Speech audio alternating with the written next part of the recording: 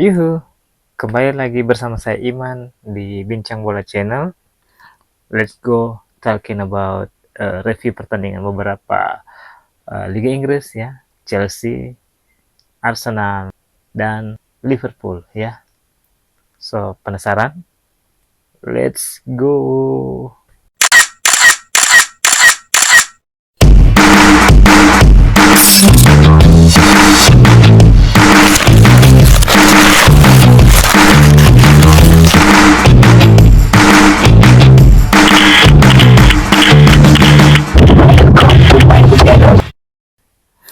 Ya, kita mulai dari pertandingan Liverpool melawan Newcastle ya, di mana pada pertandingan tersebut Liverpool memenangkan secara dramatis di menit ke 100. Liverpool mencetak gol dari wonderkid mereka Rio Ngumoha pada menit ke 100 ya.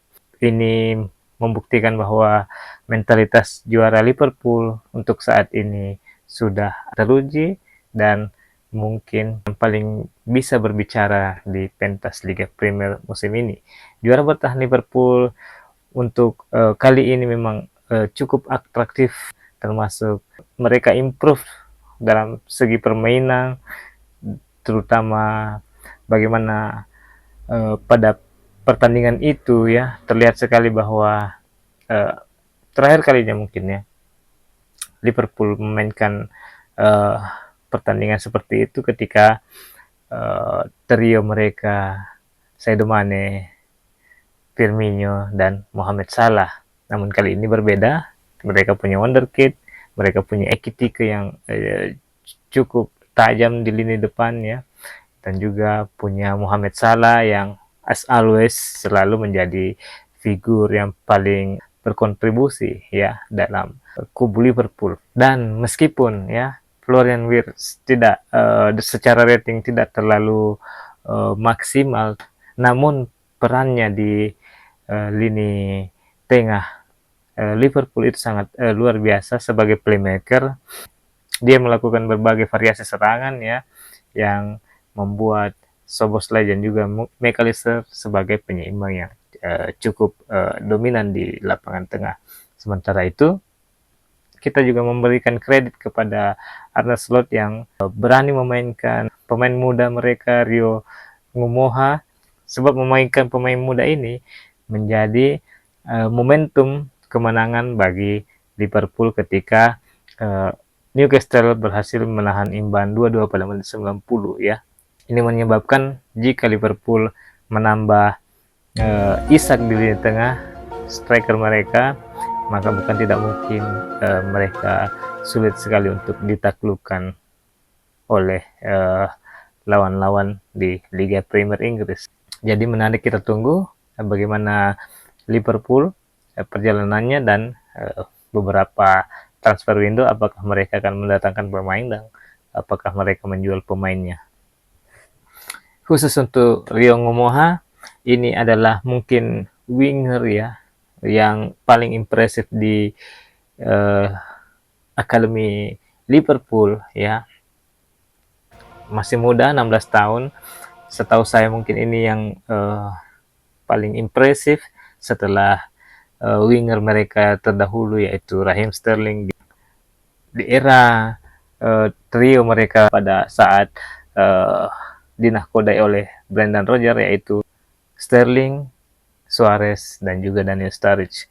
Jadi memang Liverpool sekali lagi menegaskan bahwa klub asal Merseyside ini ingin mempertahankan Liga Inggris dengan situasi dengan tipikal permainan yang lebih baik dibanding musim-musim sebelumnya. Lalu kita ke pertandingan antara Arsenal ya yang berhasil membabat habis Leeds United dengan skor 5-0. Sangat impresif.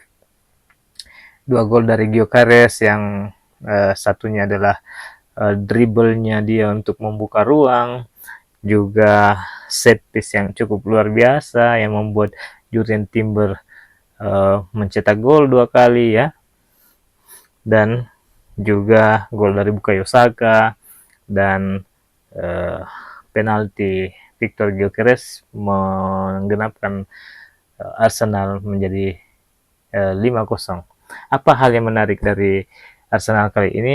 Bahwa skuad cadangan mereka itu cukup lengkap sekali, dan juga bisa dipastikan bahwa cedera dari Odegaard itu akan bisa ditutupi oleh Eberechi Eze dan juga Bukayo Saka yang akan absen 3-4 minggu itu masih bisa ditutupi oleh Noni Madueke, Trossard, ya, juga masih punya Ethan Nwaneri. Jadi memang kedalaman skuad dari Mikel Arteta sendiri ini bisa menjadi pembeda nantinya jika ingin head to head dengan Liverpool sebagai kandidat pesaing untuk memperebutkan trofi Liga Inggris, ya.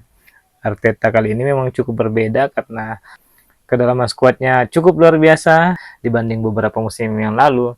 Jadi memang ini membuktikan bahwa The Gunners cukup bisa diperhitungkan untuk meraih gelar juara Liga Premier Inggris kali ini, sebab mereka berhasil membelanjakan banyak pemain.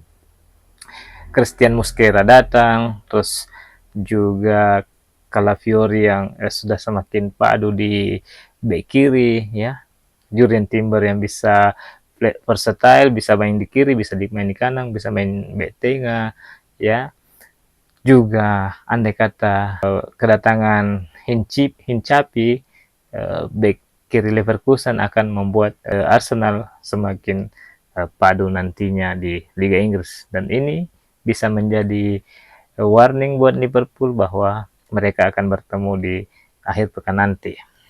Lalu kita ke Chelsea yang menang sangat mudah sekali di Boylan Stadium kandang West Ham United di Upton Park, karena kita tahu bahwa ya Graham Potter bukan tipikal pelatih yang sukses untuk membawa West Ham kali ini, karena dan tidak ada pengganti yang sepadan buat klub yang ada di London ini juga.